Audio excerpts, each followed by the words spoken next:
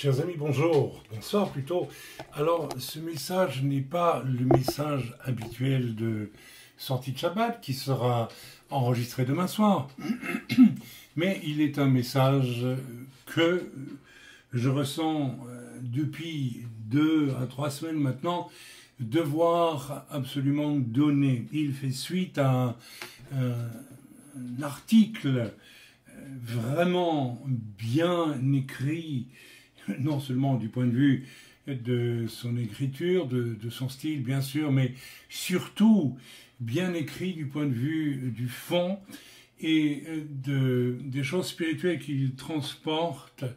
Il s'agit d'un article d'un homme de Dieu du passé, mais un homme de Dieu remarquable, comme nous en aurions tant et tant besoin aujourd'hui. Il s'agit pour moi d'un article de docteur, du ministère de docteur, et il fait pour moi autorité parce que il va bien au-delà du discours de base qu'il évoque, mais il va très en profondeur. Et cet article de Watchmani nous parle de la pertinence du port du voile par la femme. Aïe aïe aïe, voilà que j'aborde un des sujets qui fâchent, et lorsque l'on comprend ou que l'on devine ou que l'on discerne les arrière-plans et le combat spirituel qui se joue derrière ce problème du voile de la femme que l'on accepte de porter ou que l'on refuse de porter lorsque la femme prie ou prophétise, comme le dit l'Écriture, eh bien on comprend que cela donne lieu à de tels remous. Je voudrais vraiment en préalable et insister beaucoup là-dessus. Je ne souhaite pas du tout éveiller ici des passions.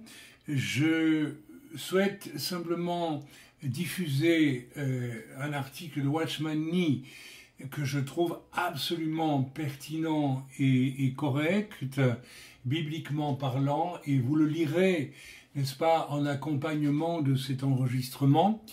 Et je souhaite aussi ajouter quelque chose que Watchmani n'a pas développé dans son message concernant le sujet, mais que le Seigneur m'a mis à cœur d'apporter. Alors j'insiste une fois encore, s'il vous plaît, laissez à Watchmani et laissez-moi aussi la liberté paisible, pacifique, douce, aimable, de donner un point de vue.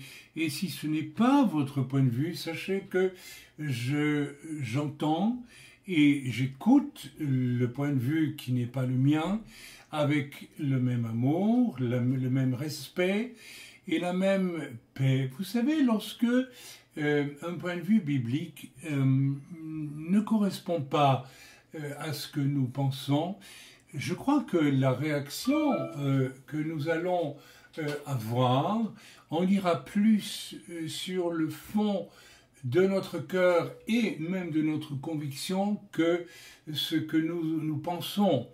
Je veux dire par là que ne pas accepter un point de vue d'autrui sur une portion de l'écriture est une chose, le manifester en étude, mais se sentir obligé de réagir avec violence et avec une forme d'autoritarisme à peine dissimulé, si pas tout simplement rudement exprimé, comme cela se fait dans tant de milieux, lorsque, n'est-ce pas, on s'oppose sur la parole de Dieu. On ne devrait jamais s'opposer sur la parole de Dieu. On devrait simplement se placer en prière lorsqu'un point de vue vient vers nous et qui n'est pas le nôtre jusqu'à aujourd'hui, et avoir cette, comment dirais-je, oui, cette bonté qui n'est pas de la faiblesse, mais d'écouter l'autre. Vous savez, je n'ai pas de difficulté à écouter des points de vue qui ne sont pas les miens, et même des points de vue que j'estime hérétiques, parce que tout simplement, l'Esprit de Dieu en moi atteste ou ou rejette, n'est-ce pas, les affirmations qui viennent à moi. Alors, après ce long préambule, j'espère que vous êtes tous doux, pacifiques et bienveillants et prêts à m'écouter. S'il le faut, prions ensemble maintenant, quel que soit votre point de vue sur la question. Je souhaite que vous restiez en paix, tout simplement. Alors prions, Père éternel, Shem Yeshua Mashiach, au nom de Jésus, ton Fils bien-aimé. Père éternel, créateur de l'univers, Dieu d'Abraham, d'Isaac, de Jacob, Père de toute sagesse, de toute autorité, de tout contrôle d'absolument tout, n'est-ce pas, dans le monde spirituel et aussi sur cette terre. Au final, nous te demandons de poser le sceau de ta paix au nom de Yeshua par le roi HaKodesh sur ce shiur qui est donné maintenant. Voilà, donc je reviens sur cet article de Watchmani, mais au préalable, je voudrais quand même signaler que si le Seigneur presse sur mon cœur pour donner mon point de vue, un point de vue sur la question, c'est que de nombreuses demandes de pasteurs, de chrétiens, de personnes de tous bords viennent à moi régulièrement, n'est-ce pas, pour me demander un avis. Alors, il existe déjà sur notre site, n'est-ce pas, en bibliothèque, et vous pouvez donc le charger gratuitement, un MP3 dans lequel j'ai déjà longuement donné mon point de vue sur la question.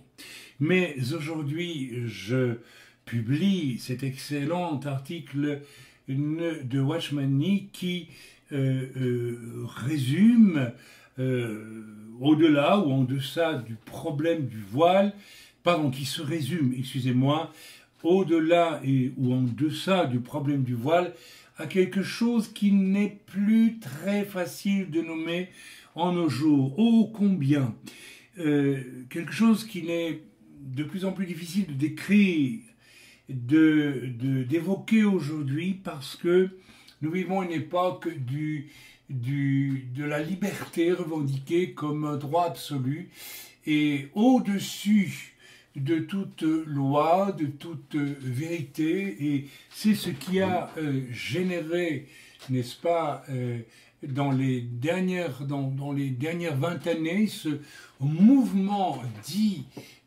charismatique. Alors je ne dis pas que c'est tout le mouvement charismatique, mais c'en est une bonne part, qui est allé jusqu'à dire en maint lieu, eh bien, nous n'avons plus besoin de Bible, c'est-à-dire nous n'avons plus besoin de garde-fous, parce que nous avons le Saint-Esprit, et avec le Saint-Esprit, nous avons la liberté absolue de faire tout ce qu'il est censé, le Saint-Esprit, nous inspirer. Ici, on est encore un peu plus loin dans cette apostasie qui consiste à dire que la grâce remplace la loi. Alors, à force de mettre la loi de côté, eh bien, on a tout simplement mis la Bible de côté et l'on vit une espèce de vie du Saint-Esprit complètement déréglée, complètement folle aujourd'hui, au nom de la liberté. Donc, nous sommes dans une période qui est déterminée d'une façon évidente, et cela va porter ses fruits les plus terribles et les plus sordides encore jusqu'à la fin, jusqu'au retour du Seigneur. Eh bien, nous vivons donc une époque de rébellion, l'esprit de rébellion. Et cependant, n'est-ce pas, lorsqu'on lit le chapitre 11 de l'Épître aux Corinthiens, au verset 16, si je ne m'abuse, Paul dit clairement, pour clôturer son avis sur la question du voile, « Si quelqu'un se plaît à contester, nous n'avons pas cette coutume, ni les églises de Dieu. Ce qui signifie clairement que ce que Paul expose dans ce chapitre 11 de la lettre aux Corinthiens est exposé avec autorité apostolique et donc onction apostolique, et les deux vont évidemment de pair. Je vous l'ai dit, ce temps dans l'Église est généralement marqué par un esprit séducteur qui est à résumer par ceci. En deux mots, rejetons le joug de toute autorité, qu'elle soit de l'Écriture ou entre nous. La voie de la liberté doit se résumer en fait, cette voie trompeuse et mal vécue doit se résumer en temps de milieu par en fait, fais ce qu'il te plaît, et le reste, eh bien, c'est adieu après moi, les mouches, comme on dit. Si l'on ajoute à cela un emballage de fausses expériences spectaculaires dans bien des milieux aujourd'hui, qui excite et qui donne l'illusion que cette liberté tous azimuts est génératrice de grandes choses spirituelles, alors qu'en réalité, les fruits en sont misérables, eh bien, on sait que très souvent, il s'agit de manifestations psychiques au service de pensées, de désirs humains. Frères et sœurs, la rébellion est évidemment au service de l'âme de l'homme qui se déguise en même milieu chrétien, voire messianique aujourd'hui, n'est-ce pas, en Saint-Esprit, en liberté de l'esprit. Récemment, nous avons connu dans l'œuvre un contact enthousiaste avec un couple qui semblait absolument, disait-il, emballé par les messages écoutés sur le site et qui semblait, disait-il, demander de l'aide, et la chose fut affirmée de façon très claire. Nous avons besoin de votre ministère pour guider, établir, encourager, n'est-ce pas, le groupe de prière qui existe chez nous. Et effectivement, à la demande de ces gens, nous nous sommes rendus sur place. Et comme le dit l'apôtre Paul, je n'ai pas honte de le dire, puisque c'est un fait, le ministère apostolique qui était invité, eh bien, a vu ce ministère être confirmé, je vous demande pardon pour ce hoquet, confirmé par les prodiges et les miracles, non pas fallacieux, mais réels, qui sont intervenus pendant notre intervention dans ce groupe. Et pourtant, voilà, j'ai vécu, n'est-ce pas, une totale désillusion, puisque ces gens, très soudainement, ont décidé, sans fournir d'explication, et après avoir reconnu eux-mêmes sur place, chez eux, la pertinence de l'aide que nous avions apportée, ils ont décidé soudain de rompre avec nous en refusant de fournir la moindre explication à cette rupture. Moi, j'ai compris pourquoi. La rupture est venue, en effet. L'épouse dans ce couple, nous l'avons compris, assez rapidement manifestait un esprit de Jézabel extrêmement fort et vivait à ses côtés eh bien, un homme qui manifestement dominé, dirigé par elle. Et cette femme était évidemment grande amatrice de vision, et de vision sur vision, mais de vision tellement psychédélique et tellement alambiquée que elle ne signifiait en réalité rien du tout, parce qu'elle ne venait tout simplement pas du Seigneur. Et lorsque nous avons eu, je dirais, l'audace, entre guillemets, de demander à la personne de faire un effort pour expliquer le sens de ces visions, eh bien, nous avons enregistré une réaction immédiate et très rapide, c'est la rupture. Pourquoi? Parce que, eh bien, le simple fait de demander à cette personne de bien vouloir expliquer ce qui était au fond inexpliqué et inexplicable, eh bien, a choqué l'orgueil, le sentiment de liberté spirituelle de cette personne, et bien entendu, ces gens ont disparu dans la nature. J'ai des visions, dit, pensait cette personne, donc Dieu me parle, et c'est ainsi, et vous êtes prié de l'accepter.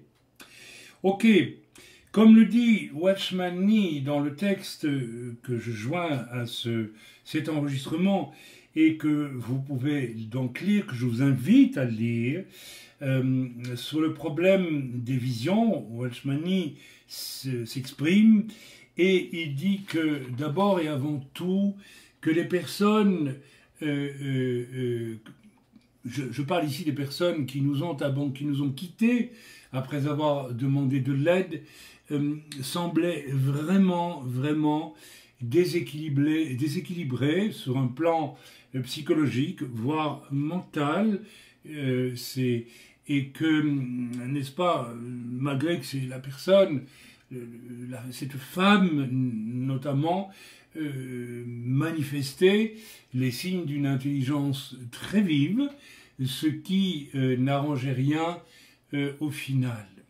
Watchman Nee parle de cela aussi, et vous le lirez, n'est-ce pas, dans le texte qui accompagne mon message, eh bien que les personnes qui accumulent vision sur vision, je ne dis pas que Dieu ne donne pas des visions, Dieu donne des visions. Personnellement, lorsque j'étais jeune croyant, eh bien, j'avais assez régulièrement des visions qui se révélaient être des paroles de connaissance grâce auxquelles j'avais accès à des vérités, à des réalités. Alors, je pense que lorsqu'une vision vient vraiment du Saint-Esprit, du Seigneur, eh bien, elle est porteuse de sens.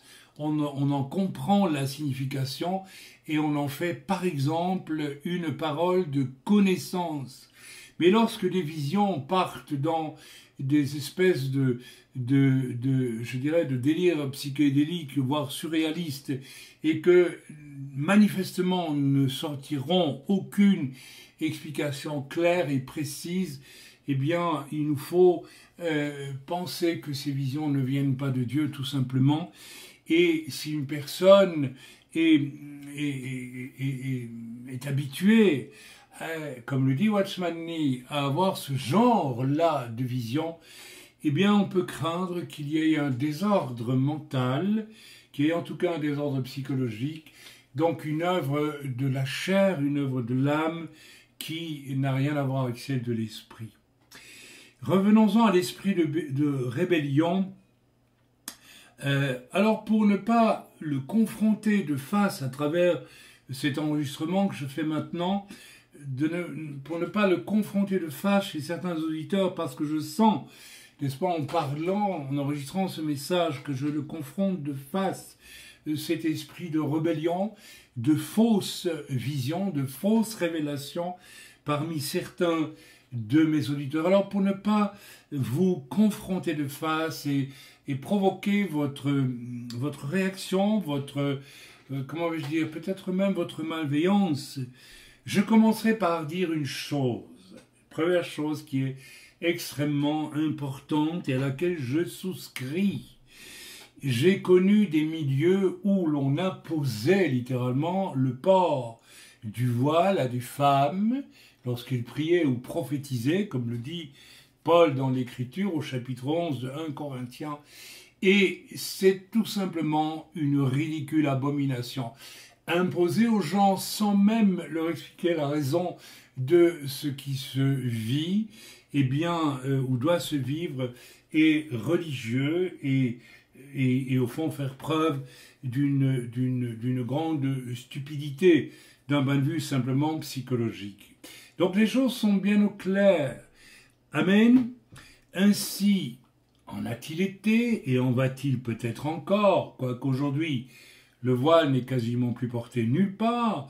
Dans certains milieux, c'est parfois imposé et proposé, non, on veut dire imposé ou proposé sans guère d'explication légitime et biblique. Je m'empresse de dire que dans notre œuvre, Lève-toi International, qui est représenté en Israël, qui est représenté en France, en Suisse, en Afrique, etc., etc., eh bien, jamais, jamais, jamais, nous n'imposons quoi que ce soit. Et dans le domaine du voile, nous n'en parlons même pas.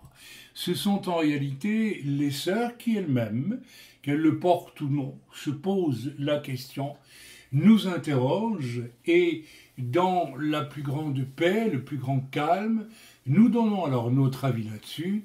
Et puis les sœurs, n'est-ce pas, s'alignent sur l'écriture le plus souvent, le plus facilement et le plus naturellement du monde, et elles ne se sentent jamais chez nous, ça je peux vous l'affirmer, forcées ni à quoi que ce soit, ni dominées par une espèce de machisme de pasteur ou que sais-je d'autre, rien de ces choses-là.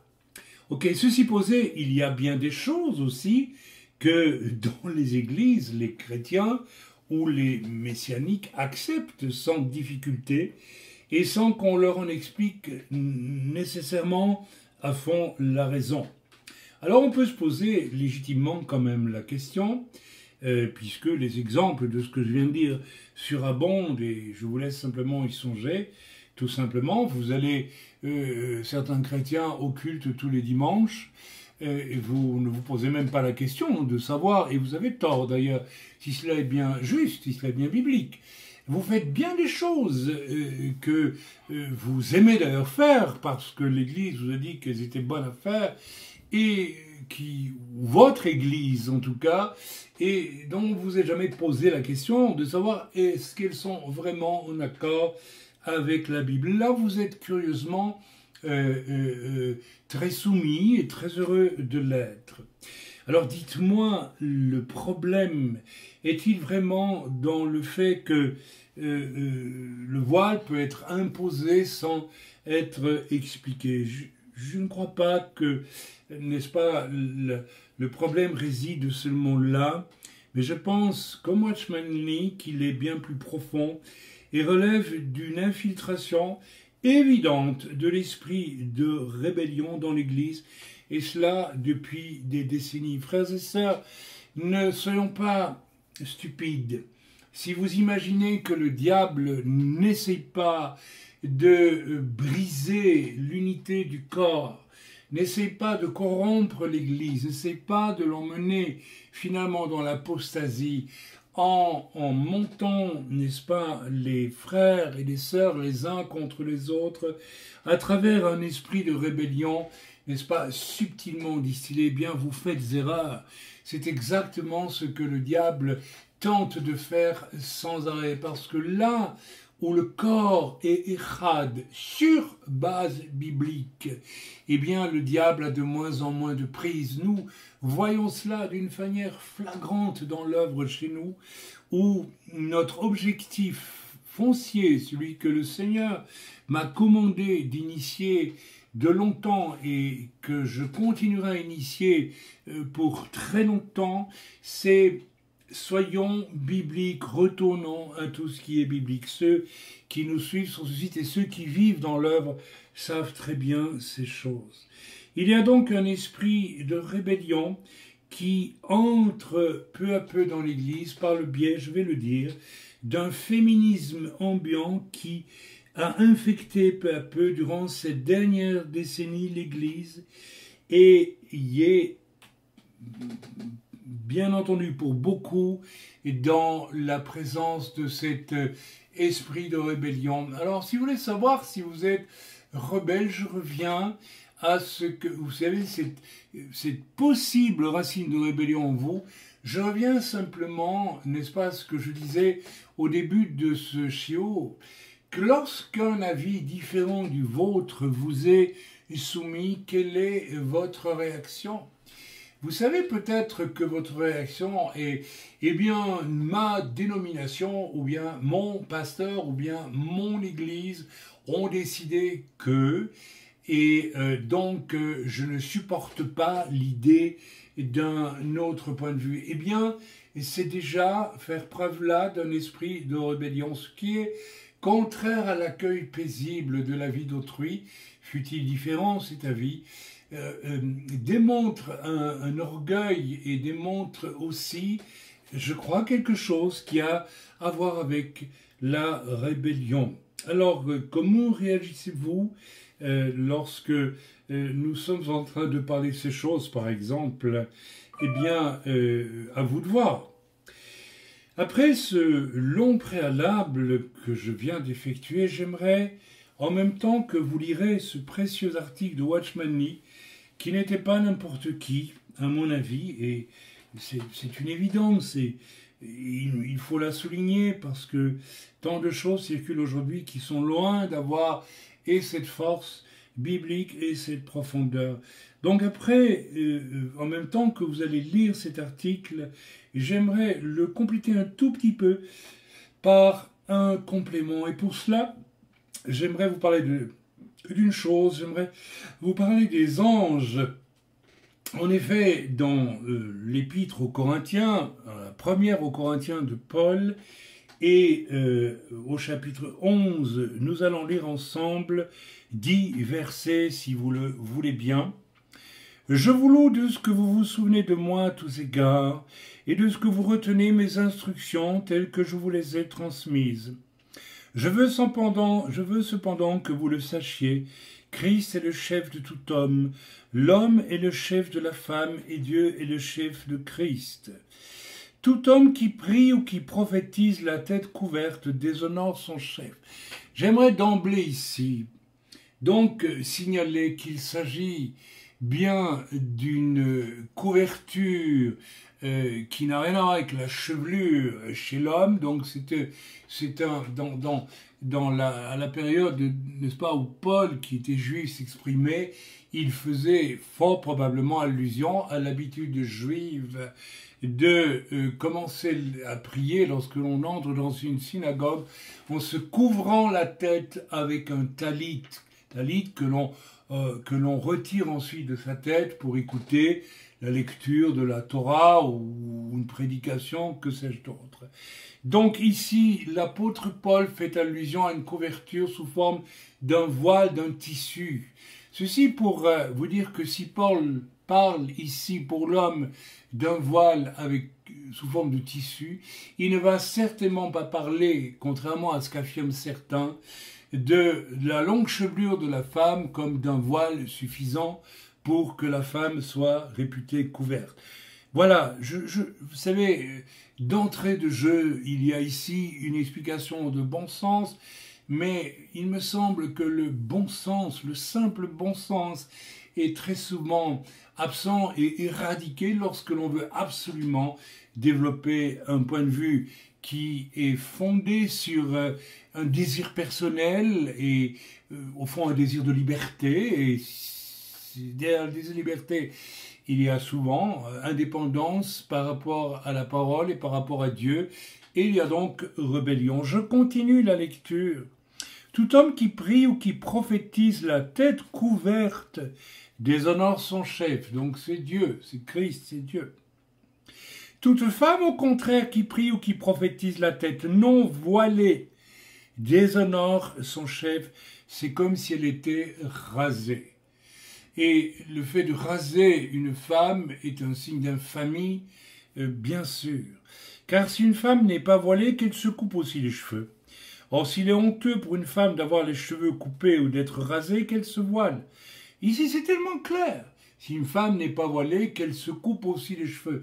Comment les propagateurs de cette doctrine qui dit que la chevelure de la femme est son voile, peuvent-ils justifier alors la lecture de ce verset qui dit « Si une femme n'est pas voilée, qu'elle se coupe aussi les cheveux ». Donc, si je m'en tiens à l'explication des gens qui disent que la chevelure longue de la femme est un voile, je dis si une femme n'est pas voilée, c'est-à-dire que si elle a enlevé sa longue chevelure, eh bien qu'elle rase aussi sa longue chevelure. Vous voyez que l'on s'embarque dans quelque chose qui n'a strictement plus aucun sens. Voilà. Or, s'il est honteux pour une femme d'avoir les cheveux coupés ou d'être rasée, qu'elle se voile. Autrement dit, qu'elle porte un voile. L'homme ne doit pas se voiler la tête puisqu'il est l'image et la gloire de Dieu, tandis que la femme est la gloire de l'homme. En effet, l'homme n'a pas été tiré de la femme, mais la femme a été tirée de l'homme. Et l'homme n'a pas été créé à cause de la femme, mais la femme a été créée à cause de l'homme. C'est pourquoi la femme, à cause des anges, doit avoir sur la tête une marque de l'autorité dont elle dépend. Frères et sœurs, j'aimerais que nous nous arrêtions ensemble, alors que tout ce qui précède est déjà évident. Eh bien, sur ce verset qui nous parle des anges. À cause des anges, il faut que la femme ait sur la tête une marque de l'autorité dont elle dépend, savoir celle de son mari. Donc, entre parenthèses, le port du voile n'est pas requis pour une femme non mariée, il est requis simplement pour une femme mariée. Frères et sœurs, j'aimerais ici m'arrêter un instant. Pourquoi est-ce par rapport aux anges? J'ai prié là-dessus et le Seigneur m'a donné une compréhension qui, je crois, n'est pas mauvaise du tout. Lorsque, n'est-ce pas, le diable s'est adressé à la femme et non pas à l'homme au moment de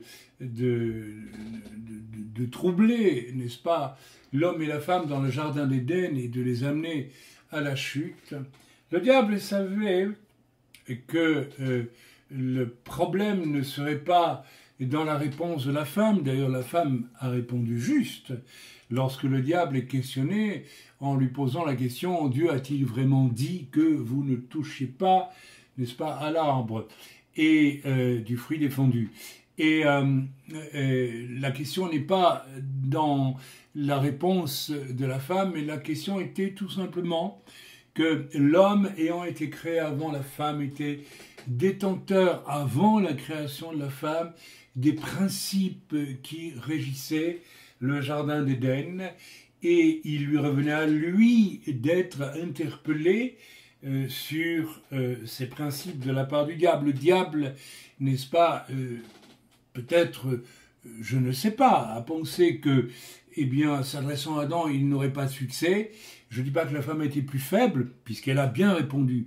Mais la ruse et la stratégie extrêmement intelligente du diable a été, si je questionne celle qui n'a pas été dépositaire des principes de Dieu, je renverse le système d'autorité, je place la femme à la place de l'homme et l'homme à la place de la femme, et c'est la femme qui, abusivement, est placée, sans peut-être même s'en rendre compte au départ, eh bien, dans la position d'autorité. Et nous avons là, ici, quelque chose d'extrêmement grave, puisque c'est à partir de là que la chute intervient, et je ne vais pas développer aussi ici tout ce qui s'en est suivi. Il y a d'autres cours sur le sujet, mais je dois me retenir parce qu'il est évident que le premier acte, je dirais presque de sorcellerie, va être posé là, sorcellerie dans le sens de la manipulation, eh bien c'est le diable qui l'a initié. Et n'est-ce pas, nous sommes alors là devant un duo homme-femme qui sont en rébellion contre le principe divin tel que je viens de vous l'expliquer. Le monde angélique était comme, n'est-ce pas, on peut le penser aisément, témoin dans le monde spirituel de cet événement. Cet événement, n'est-ce pas, avait été précédé de la chute de Lucifer et qui a entraîné derrière lui un tiers du monde angélique, mais 2 tiers du monde angélique est resté fidèle à Dieu. Et ces 2 tiers du monde angélique ont été témoins avec Dieu de cette rébellion, n'est-ce pas, dans le jardin d'Éden et de ce renversement de de position de l'homme et de la femme. Et il y a une tradition que j'aime beaucoup, qui est lorsque nous ouvrons Shabbat, et cela vient bien entendu du monde juif, et nous bénissons le Seigneur pour cela, eh bien, cette tradition veut que la femme qui est voilée, d'ailleurs qui est couverte, n'est-ce pas, à ce moment-là, allume les bougies de Shabbat tout en plaçant ses mains devant ses yeux, un peu comme si il y avait une honte ou le rappel de quelque chose de honteux et qui est tout simplement la chute qui est venue par la femme dans la création, mais en même temps le mari qui est présent, les enfants qui sont présents et l'assemblée, la famille ou l'assemblée qui est présente, eh bien, salue, n'est-ce pas, dans un esprit de grâce, de ce fait, la possibilité pour la femme d'allumer les bougies du Shabbat, qui bien sûr symbolise l'entrée du roi HaKodesh, la lumière de l'esprit pour Shabbat dans la famille. Bien, alors, voilà, donc, eh bien, comme le Seigneur me l'a montré, les anges ont besoin, n'est-ce pas, d'être certains, enfin bon, je m'exprime un peu assez mal ici quand je dis cela, disons qu'il y a eu un scandale dans le monde angélique à la vision de cette chute où la femme finalement a dévoilé, a déshonoré Adam dans le jardin d'Éden en prenant sa place en quelque sorte dans ce débat avec Satan. Eh bien, n'est-ce pas, ce scandale jusqu'à ce jour reste sonore dans la mémoire spirituelle. Vous savez, Dieu n'est pas limité dans le temps. Les anges créés par Dieu qui étaient témoins de la chute dans le jardin d'Éden sont toujours là aujourd'hui et ils regardent, ils nous voient.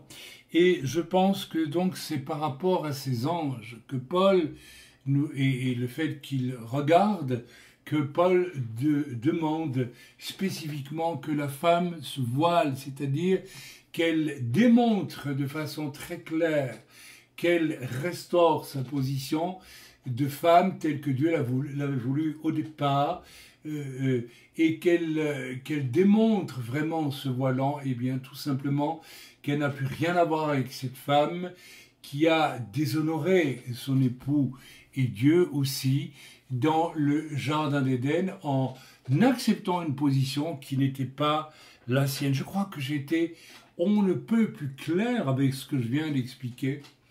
Bien, donc, j'aimerais aussi terminer ici par, n'est-ce pas, un témoignage, même deux témoignages.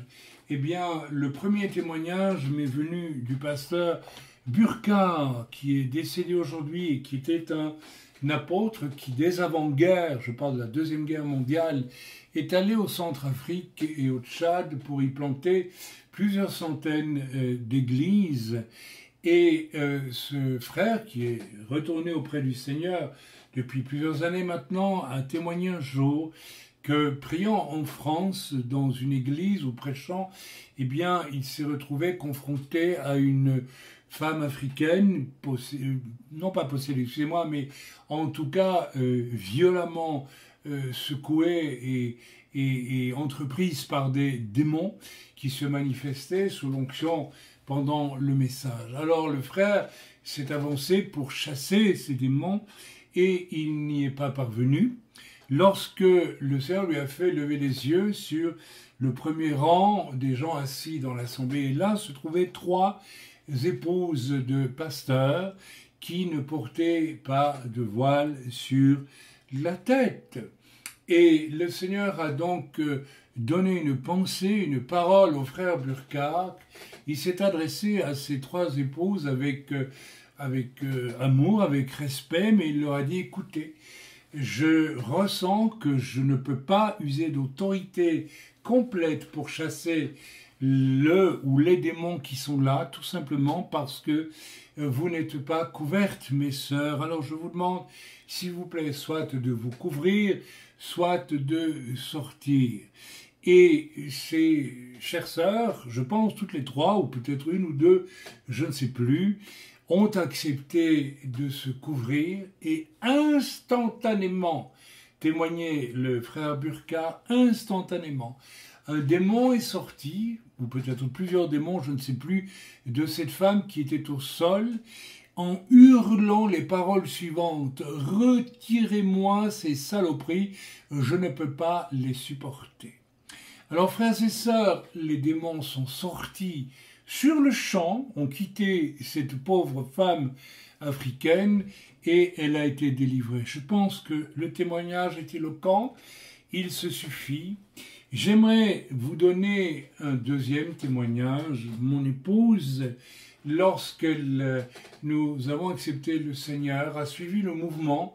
Nous étions membres d'une assemblée de Dieu dans les tout premiers temps de notre conversion et toutes les femmes à l'époque se couvraient la tête. Mon épouse, qui n'est pas quelqu'un dénué d'intelligence, là, ni de personnalité, dans l'atmosphère générale du lieu, a ressenti spontanément qu'elle devait le faire et donc a suivi, je dirais, sans même discuter, le mouvement.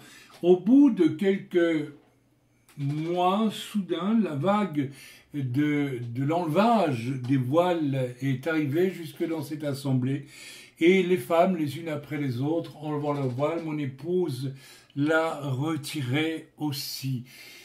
Tant et si bien qu'au bout de je ne sais pas combien de temps, l'Esprit de Dieu est venu vers mon épouse et l'a convaincue que le port du voile était biblique. Alors, accrochez-vous parce que ce qui va suivre est assez comique. Nous avons reçu à l'époque, et nous nous trouvions déjà au refuge en France, donc ça remonte à pas mal d'années déjà, plus d'une vingtaine d'années, en fait bien 25 ans en réalité, eh bien nous avons reçu chez nous un prophète américain et son épouse qui prophétisaient aussi dans le cadre de l'église, qui accompagnait en tout cas son époux. Je ne me souviens plus trop si elle prophétisait. Je ne crois pas qu'elle prophétisait, c'est plutôt son mari qui prophétisait. Et cette femme venait d'un milieu religieux américain où l'on imposait le port du voile d'une façon assez machiste. Alors évidemment, si ça vient de la part d'hommes machos, ça devient une doctrine charnelle et ça n'a plus rien à voir avec, n'est-ce pas, le souffle de l'esprit qui doit accompagner normalement les commandements divins. Et elle avait donc décidé, avec tout un courant de femmes de son époque, de ne plus porter le voile. Et se retrouvant à prier pour nous, et en face de nous, n'est-ce pas, se retrouvant en face de mon épouse qui, elle, était voilée, elle a eu cette parole très courageuse au demeurant, puisque elle n'était pas voilée, et elle a eu cette parole de Dieu pour mon épouse lui disant, voilà, je ne suis pas voilée, mais le Seigneur me dit de te dire, eh bien que parce que tu acceptes humblement et honnêtement de lui obéir en te voilant, eh bien j'accorderai une bénédiction, une protection, une faveur toute particulière à tes fils, parce que de cette façon tu honores ton époux, moi en l'occurrence. Frères et sœurs, je puis vous assurer que durant de longues années, nos jeunes enfants ont été bénis. Et lorsque je considère ce qui vient de survenir à un de nos fils, qui après un parcours semi-chrétien et largement mondain par certains aspects, eh bien, vient de vivre, n'est-ce pas, un retour à Dieu extrêmement fort, extrêmement clair, net et précis. Je considère vraiment que le Seigneur a accompli sa promesse et qu'il l'accomplira encore et encore pour chacun de nos enfants. Je m'arrête là avec ce petit chiour ce soir et je vous invite à lire, s'il vous plaît, calmement et jusqu'au bout, le beau message, à mon sens biblique et très profond, du frère Watchmani. Que Dieu vous bénisse. Shabbat Shalom, c'est Shabbat qui commence chez nous à Yerushalayim. Et je vous donne rendez-vous demain pour le message de sortie de Shabbat qui sera donc enregistré pour vous. Alors à bientôt, chers amis, et que Dieu vous bénisse. Amen.